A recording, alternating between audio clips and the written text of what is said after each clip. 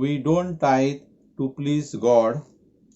हम दशमांश परमेश्वर को खुश करने के लिए नहीं देते हैं। We tithe as a sense of appreciation हम एक प्रशंसा की भावना से हमारा दशमांश परमेश्वर को देते हैं, for what God has done for us. जो भी परमेश्वर ने सारे अच्छे काम हमारे जीवन में किए हैं। And welcome to today's broadcast. आज के परमेश्वर के सुसमाचार में मैं आप सभी का स्वागत करता हूँ।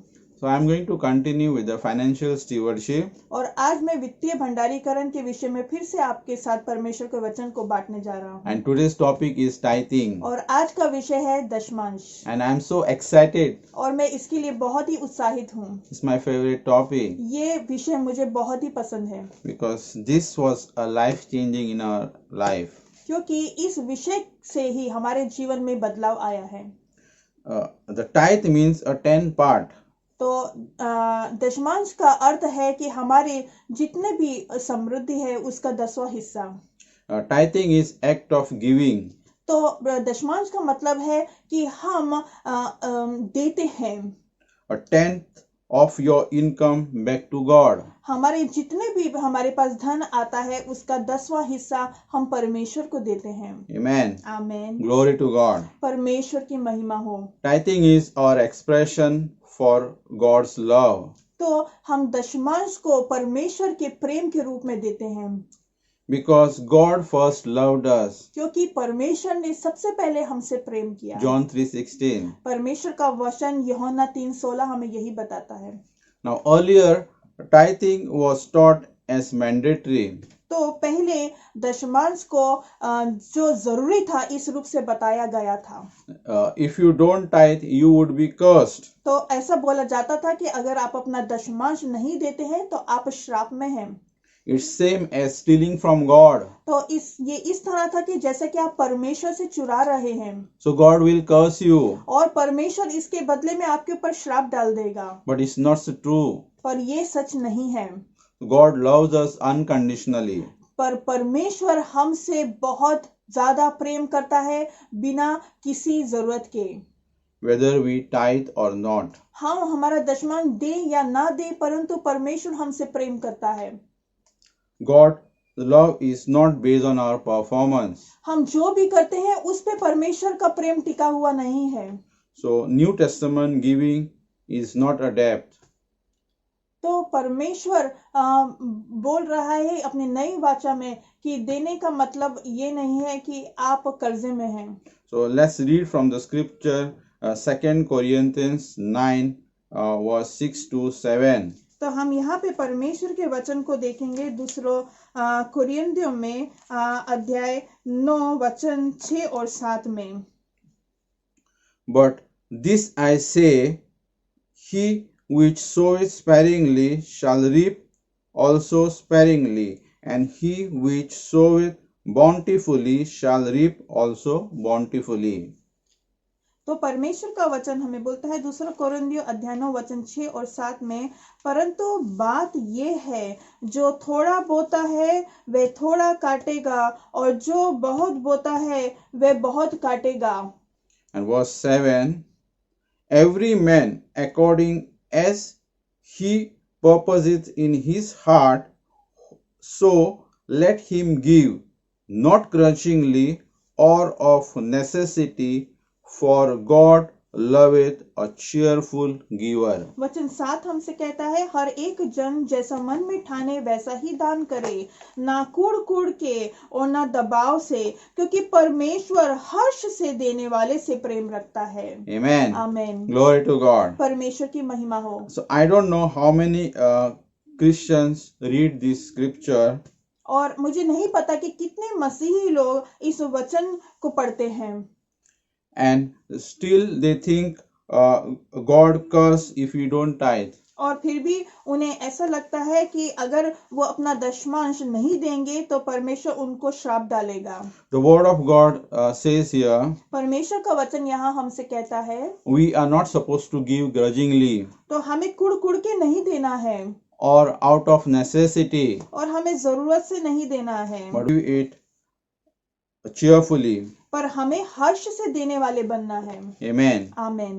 So if you are tithing because you don't want to be under curse, अगर आप इसलिए अपना दशमांश दे रहे हैं कि आप श्राप में न रहें, then it's out of necessity तो इसका मतलब आप जरूरत से दे and रहे it's हैं, not a cheerful giving. तो आप एक हर्ष से देने वाले व्यक्ति नहीं हैं। It's like bribing to God. ऐसा लग रहा है कि आप परमेश्वर को जो है रिश्वत दे रहे हैं। Amen. Amen. So word tells us that परमेश्वर का वचन हमसे कहता है not to give grudgingly परमेश्वर का वचन हमसे कहता है कि हमने कुड़ के नहीं देना है, or out of necessity, या हमें दबाव से नहीं देना है, because God loves us. क्योंकि परमेश्वर हमसे प्रेम करता है God loves a cheerful giver. और परमेश्वर हर्ष से देने वाले से प्रेम रखता है। The motive for giving under the New Testament is cheerful heart. तो जो परमेश्वर की नई वाचा है उसमें दशमांश का देने का लक्ष्य है कि हम हर्ष से देने वाले बने। So let's read from 2 Corinthians 9 verse 15. तो हम दूसरा कोरिन्थियों अध्याय 9 वचन 15 से आगे पढ़ेंगे। Thanks be unto God for his unspeakable gift. परमेश्वर का उसके उस दान के लिए जो वर्णन से बाहर है धन्यवाद हो। I will read from a Passion translation, the same scripture. मैं इसी वचन को पैशन ट्रांसलेशन से पढ़ने जा रहा हूँ। Praise God for his astonishing gift, which is far too great for words. So this says why we should give back to the Lord under the new covenant. तो ये वचन हमें बताता है कि हमें नई वाचा में परमेश्वर को किस लिए दान देना है, Because he has already given to us beyond measure. क्योंकि परमेश्वर ने हमें पहले से ही दे दिया है हमारी हदों से बाहर। Amen. Amen. Glory to God. परमेश्वर की महिमा Thank हो। you, Jesus. धन्यवाद यीशु। So God has provided everything for us. परमेश्वर ने हमारे लिए हर एक चीज को दिया है। Our giving is an expression of appreciation. क्योंकि हम परमेश्वर की प्रशंसा करते हैं, इसलिए हमने हमारा दशमांश को देना है। For all that has done for us.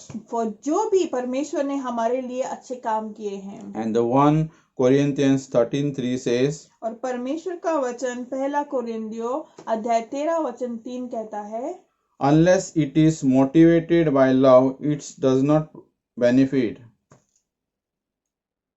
तो अगर आप किसी भी अपने दान को प्रेम से लक्ष्य से नहीं देते हैं तो उसका कोई भी लाभ नहीं होने वाला है। So motive behind our gift is more important than our gift. तो हम जो भी दान देते हैं, भेंट देते हैं, उसके पीछे हमारा लक्ष्य सही होना चाहिए। Amen. आमीन। So we have been redeemed from the curse of the law, Galatians 3:13. और हम परमेश्वर ने हमें बताता है परमेश्वर का वचन गलातियों अध्याय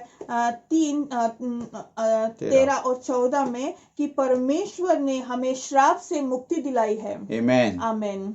So God is not angry if we don't tithe. तो परमेश्वर हमसे नाराज नहीं है और ये हमसे क्रोधित नहीं है कि अगर हम हमारा दशमांश ना दें। God still loves you. तो परमेश्वर आपसे फिर भी प्रेम रखते हैं। So it's foolish if you don't tithe.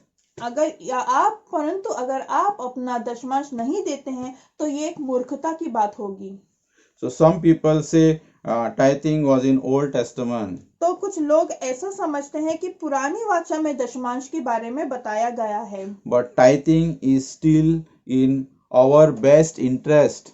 पर जो दशमांश है वो फिर भी हमारे लिए बहुत अच्छी बात है। Glory to God. परमेश्वर की महिमा हो। So the first time the tithe was mentioned in Genesis 14:20. तो सबसे पहले जो दशमांश दिया गया था उसके बारे में परमेश्वर के वचन में उत्पत्ति की पुस्तक में बताया गया है अध्याय 14 में Genesis 14:20. अध्याय 14 वचन 20 में। So Abraham gave tithe to Melchizedek. और अब्राहम ने मलकीसेदेक को अपना दशमांश दिया the king of Salem. और वो सालेम का राजा था। This is the same incident और ये ऐसी ही घटना है where Abraham refused to keep the king of Sodom's money. ये वही घटना के विषय में है, जबकि सोदम के राजा ने अब्राहम को धन देने के लिए कहा था, पर उसने मना कर दिया था, because she does not want to say anyone that they made him rich. तो वो अब्राहम ऐसा नहीं चाहता था कि कोई भी व्यक्ति ऐसा उठकर कहे कि उसने अब्राहम को धनी बनाया है। Amen. आमीन। Glory to God. परमेश्वर की महिमा हो। Thank you, Jesus. धन्यवाद यीशु। So Abraham know he was rich because God has blessed him. Abraham को पता था कि वो धनी है क्योंकि परमेश्वर ने उसे आशीषित किया है। So this incident happened 400 years before Moses gave law to Israel. और ये घटना मूसा ने इज़राइल के देश को व्यवस्था देने के 400 साल पहले घटी थी। And we have been reading from the curse of the law. और हमें व्यवस्था के नियम से छुटकारा मिला है। Amen. आमीन। Glory to God. परमेश्वर को महिमा हो। So we are not under any bondage तो हम किसी भी बंधन में नहीं हैं। of legalism to tithing. तो हमारे लिए ऐसा कोई भी बंधन नहीं है कि हमने दशमांश को देना ही है। But we should know tithing is a biblical principle. परंतु हमें इस बात को जानना है कि दशमांश देना परमेश्वर के वचन के अनुसार एक नियम है। Before the law came. ये नियम के आने के पहले। So Abraham was not living under the law, yet he tithed. जो अब्राहम था वो व्यवस्था के अनुसार नहीं चल रहा था, परंतु फिर भी उसने अपना दशमांश दिया। Amen. आमीन। Glory to God. परमेश्वर की महिमा हो। I believe we are supposed to tithe. मुझे ये विश्वास है और मैं ये मानता हूँ कि हम सब ने अपना दशमांश देना चाहिए। And I think tithing is a starting place. और मुझे ऐसा लगता है कि दशमांश एक शुरुआत है। So let's look at the scripture Malachi chapter 3 verse 8 to 11. तो हम मलाकी के पुस्तक में परमेश्वर के वचन अध्याय 3 में वचन 8 और 11 तक देखेंगे। Will a man rob God? Yet ye have robbed me. But ye say, wherein have we robbed thee? In tithes and offering. क्या मनुष्य परमेश्वर को धोखा दे सकता है? पर देखो, तुम मुझको धोखा देते हो और तो भी पूछते हो, हमने किस बात में तुझे लूटा है? दशमांश और उठाने की भेंटों में। Amen. आमीन। And verse 9, ye are cursed with a curse, for ye have robbed me, even this whole nation. तुम पर भारी शाप पड़ा है, क्योंकि तुम मुझे लूटते हो, वरन सारी जाति ऐसा करती है।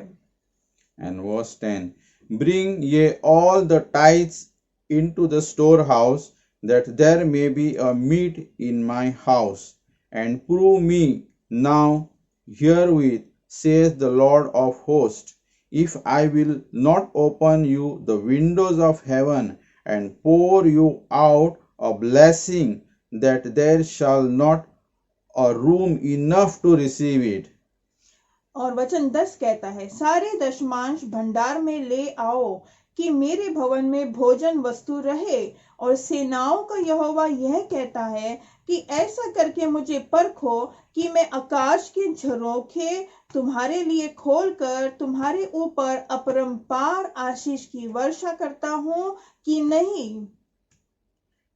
And verse 11, and I will rebuke the devourer for your sake, and he shall not destroy the fruits of your ground, neither shall your vine cast her fruit before the time in the field, saith the Lord of hosts. मैं तुम्हारे लिए नाश करने वाले को ऐसा घुड़कूंगा कि वह तुम्हारी भूमि की उपज नष्ट न करेगा और तुम्हारी दाखलताओं के फल कच्चे न गिरेंगे। सेनाओं के यहोवा का यही वचन है। Thank you, Jesus. धन्यवाद यीशु।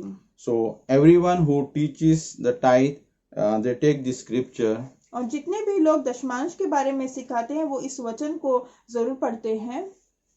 So they put the people under submission. तो वो उनके ऊपर एक ऐसा लोगों के ऊपर एक बंधन डालते हैं। But there is a difference between punishment for disobeying the law और इसमें अंतर है कि जब हम परमेश्वर की व्यवस्था का पालन ना करें तो हमारे ऊपर एक शिक्षा दी जाएगी। under the Old Testament and a New Testament. तो पुराने नियम में और नए नियम में इसमें अंतर है। And we are living today under a New Testament, that is under grace. तो हम जो हमारे इस समय हम नए नियम में जी रहे हैं जबकि हमारे ऊपर परमेश्वर की कृपा है। Amen. आमीन। So the motivation for tithing today is out of appreciation for what God has done in our life. तो हम जब आज हमारा दशमांश परमेश्वर को देते हैं तो उसका लक्ष्य ये है कि हम परमेश्वर की प्रशंसा करते हैं क्योंकि उसने हमारे जीवन में इतने सारे अच्छे काम किए हैं। Tithing should come as a response of love from our heart. तो मैं इसको आपसे फिर से बोलना चाहूंगा कि हम जब हमारा दशमांश देते हैं तो हम परमेश्वर से हमारे दिल से प्रेम रखते हैं, इस लक्ष्य से हमने देना है। Thank you, Jesus. धन्यवाद यीशु।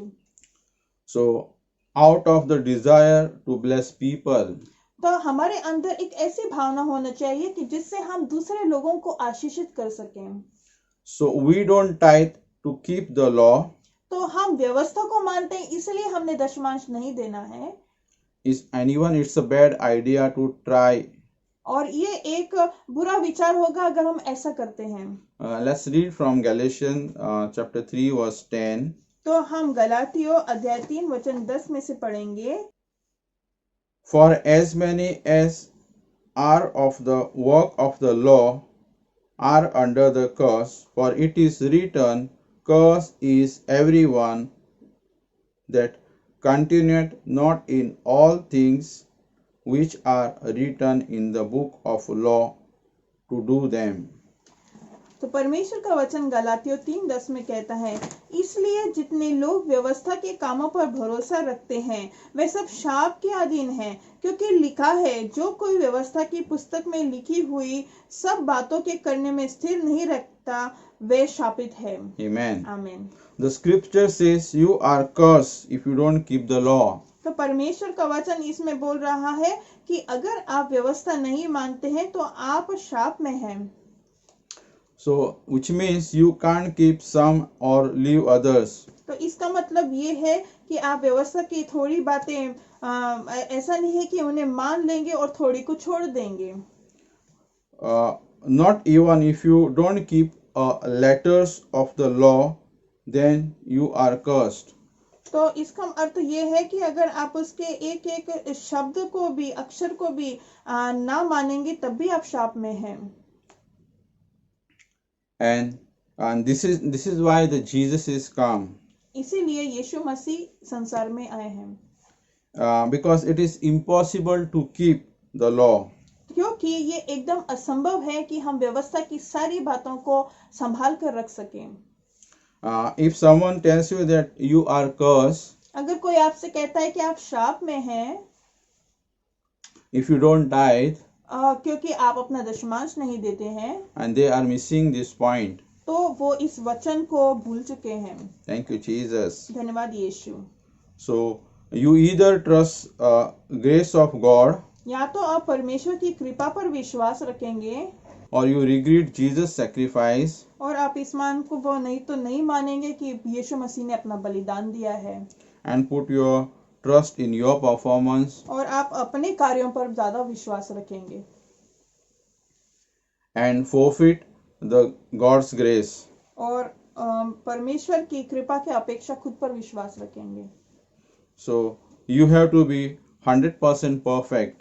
तो आपने पूरा 100% संपूर्ण रहना है। Thank you, Jesus. यीशु मसीह को धन्यवाद। Never making a single mistake in thought, और आपने अगर आप अपने कार्यों पे विश्वास करते हैं तो आपने कभी भी अपने विचारों में भी कोई गलती नहीं करनी है।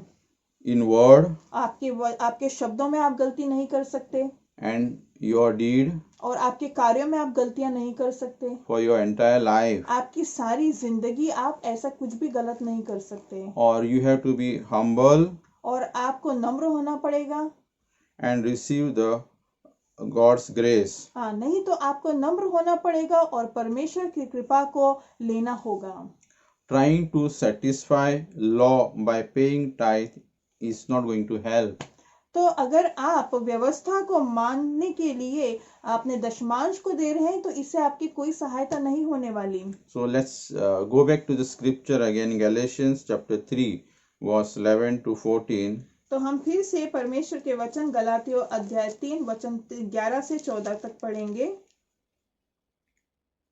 But that no man is justified by the law in the sight of God, it is evident, for the just shall live by faith. वचन 11 कहता है, पर ये बात प्रकट है कि व्यवस्था के द्वारा परमेश्वर के यहाँ कोई धर्मी नहीं ठहरता, क्योंकि धर्म जन विश्वास से जीवित रहेगा। And the law is not of faith, but the man that doeth them shall live in them. पर व्यवस्था का विश्वास से कोई संबंध नहीं, क्योंकि जो उनको मानेगा वह उनके कारण जीवित रहेगा। And verse 13, Christ has redeemed us from the curse of the law, being made a curse for us, for it is written, Cursed is everyone that hangeth on the tree. वचन 13 हमसे कहता है, मसीह ने जो हमारे लिए शापित बना, हमें मोल लेकर व्यवस्था के शाप से छुड़ाया, क्योंकि लिखा है, जो कोई काट पर लटकाया जाता है वह शापित है। Amen. आमीन। Glory to God.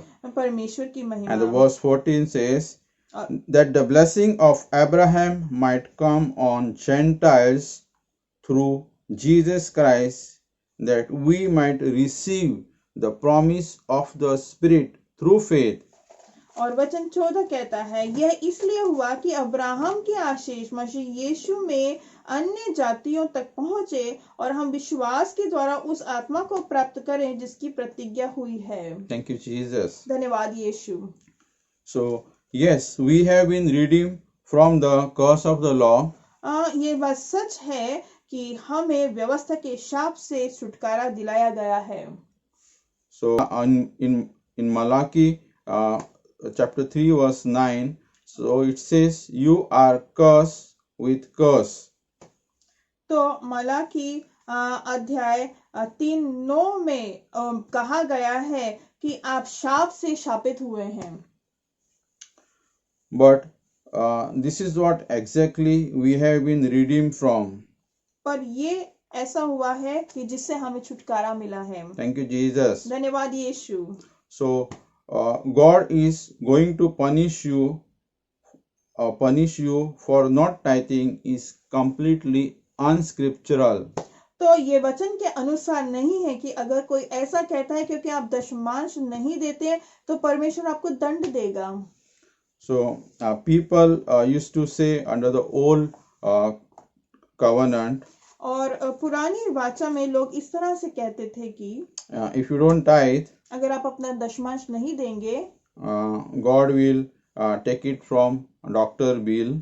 तो परमेश्वर जितने भी अगर आप डॉक्टर के पास जाते हैं और वो खर्चा होता है उसमें से वो निकल जाएगा। Your car will break down. और आपकी कार खराब हो जाएगी। Or your washing machine will stop working. और आपकी जो वॉशिंग मशीन है वो काम करना बंद कर देगी। Or something else will happen. और आपके जीवन में कुछ और बुरा हो जाएगा।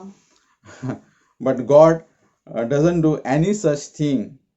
in New Testament. पर नए नियम में परमेश्वर ऐसा कुछ भी नहीं करता है। Thank you, Jesus. धन्यवाद यीशु। Glory to God. परमेश्वर की महिमा हो। Hallelujah. Hallelujah. So Christ has freed from curse of the law. तो परमेश्वर यीशु मसीह ने हमें व्यवस्था के शाप से छुटकारा दिलाया है। God is not against you. तो परमेश्वर आपके विरोध में नहीं है। God is with us. परमेश्वर आपके साथ खड़ा है। Amen. Amen. So God is not going to take your money if you don't tithe. तो परमेश्वर आपका पैसा नहीं ले लेगा अगर आप अपना दशमांश नहीं देंगे तो। So you are not going to benefit from a wrong giving, wrong motivational giving. तो अगर आप बुरे लक्ष्य से अपना दान या भेंट देते हैं तो उससे आपको कोई फायदा नहीं होने वाला है। So Christ is redeeming us from the curse. तो परमेश्वर ने हमें शाप से छुटकारा दिलाया है यीशु मसीह ने। A curse of the law under New Testament. तो नए नियम में परमेश्वर का वचन हमें बताता है कि यीशु मसीह ने हमें व्यवस्था के शाप से छुटकारा दिलाया है। So we are not cursed for not tithing. तो हम दशमांश नहीं देने पर शापित नहीं हो सकते। Thank you, Jesus. धन्यवाद यीशु। So the motive for our giving has to be cheerful heart. तो जब भी हम हमारा दान दें वो हम हर्ष से हमारे हृदय से उसे दें। So we see a natural reason for tithing. तो हम एक स्वाभाविक कारण देखेंगे हमारा दशमांश देने के लिए। It's like a farmer who sows the seed and reap the crop. तो ये एक ऐसा है कि किसान अपना बीज बोता है और वो अपनी फसल काटता है। So God gives you a seed. तो परमेश्वर आपको बीज देता है। And you have a choice. तो आपके पास चुनने के लिए है। About what to do with the seed. आप उस बीज से क्या करने वाले हैं ये आप चुन सकते हैं। You can eat all the seed और आप वो सारे बीज खा सकते हैं that God has given you. जो बीज आपको परमेश्वर ने दिए आप वो सारे बीज खा सकते हैं। Or या फिर you can plant some of it. और या फिर आप ऐसा कर सकते हैं कि आप उन दिए हुए परमेश्वर के दिए हुए बीज में से थोड़े बीज को बो दें। And reap a crop that will ensure you. और जो आप उससे फसल काटेंगे वो आपके ऊपर आशीर्वाद डालेगी।